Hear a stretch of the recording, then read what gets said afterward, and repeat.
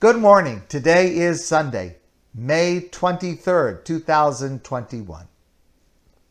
I'd like to share something that I heard from Rabbi Melech Biederman, and he in turn heard it from Rabbi Shalom Dovber Schneerson, known as the fifth Chabad Rebbe, the Rebbe Rashab.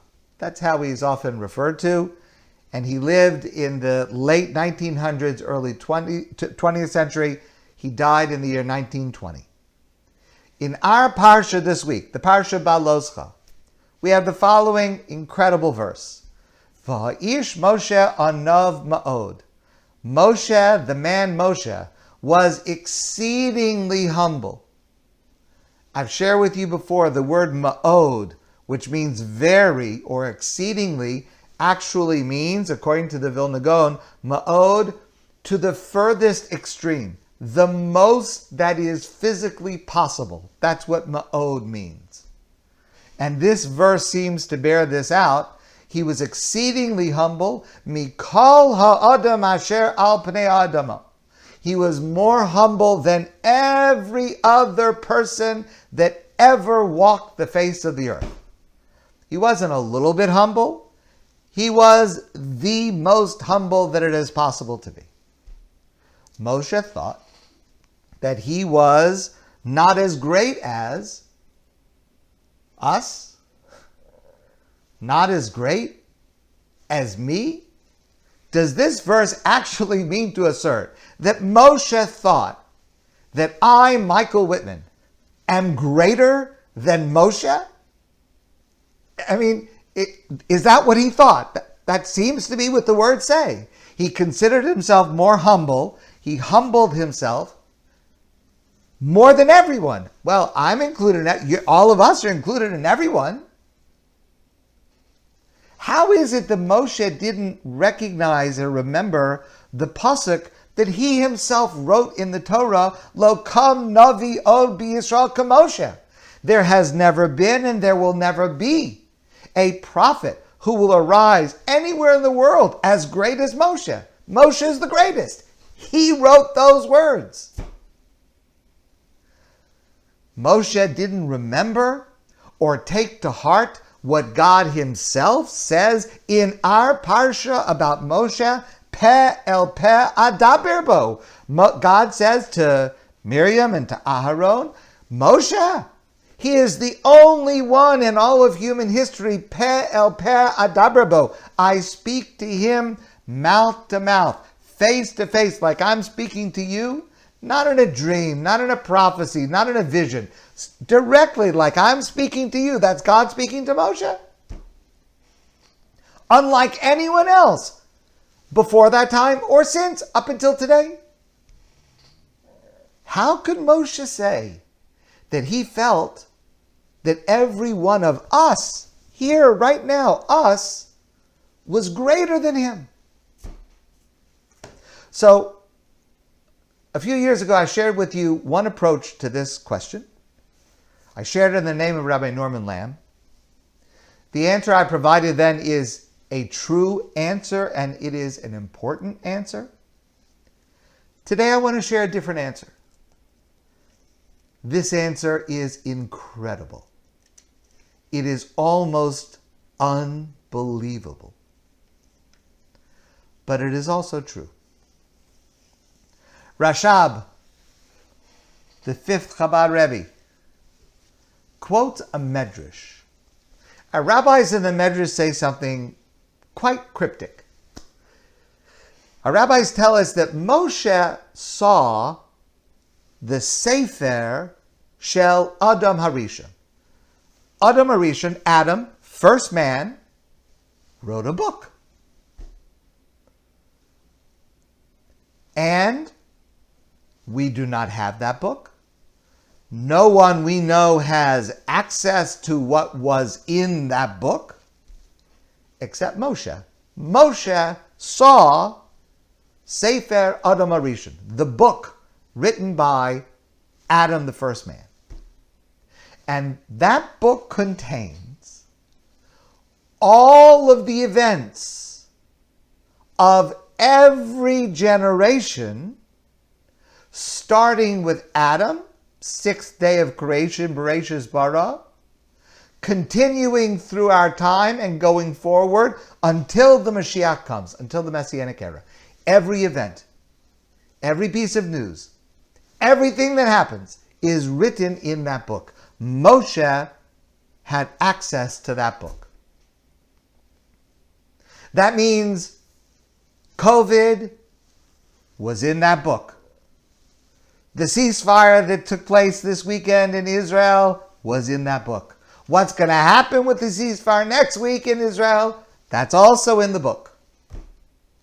Everything is written in that book.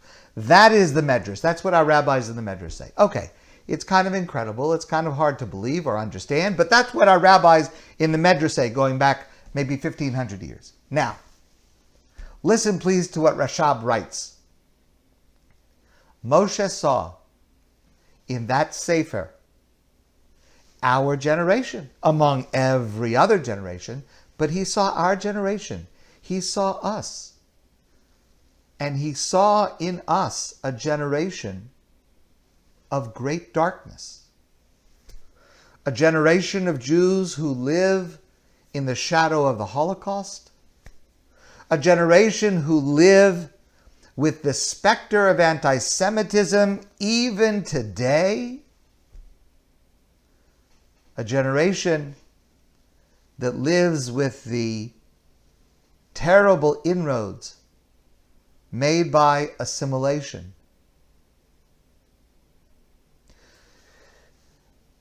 But we Jews continue to try to strengthen ourselves. We continue to try to strengthen our faith. Now, of course, our generation cannot compare in any way to the greatness of the Jewish people of Moshe's generation. No comparison. And of course, let's be honest, our generation certainly does not serve God properly the way God should be served adequately, neither in our beliefs nor in our actions are we where we should be. Let's just all recognize that. And all too often, let's be honest, the mitzvos we do perform, often they are fulfilled by rote, without feeling, without enthusiasm, many times even without understanding. But nonetheless, at least sometimes, our mitzvos, our service of God is done with determination, with sacrifice, with a sense of duty to God, with a sense of wanting to come closer to God. And our low standing is certainly at least partially due to all of the tragedies and all of the challenges that we face in our lives and that we have faced in our history. Nevertheless, with all that has happened and with all that does happen, we try. We try to serve God. We are trying. We're trying. The Rashab writes, Moshe saw what it says about our generation, you and me, in that book written by Adam. And Moshe felt the utmost humility and felt that this generation, you and me and all of us, that our generation of Jews is greater than him because of the effort we extend in the face of what we have to go through. That's what Moshe felt. That was his feeling. Moshe saw we have to face attacks on Israel. We have to face the fears of anti-Semitism right here, now, and around the globe. And still, Moshe saw how we sacrificed coming to shul, how we gave up celebrating Yom Tov with our family, suffering loneliness and hardship in order to observe God's commandment of protecting our health during COVID. It was not easy.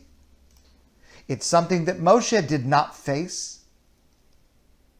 And still we try again and again to strengthen ourselves, to try to do the right thing, to serve God when it is so difficult. And Moshe was humbled by us.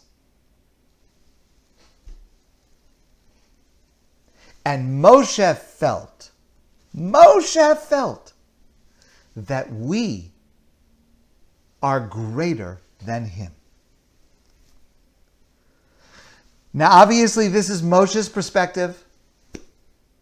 Moshe stands on a plane of spirituality so much higher than us, we cannot even contemplate how great Moshe is.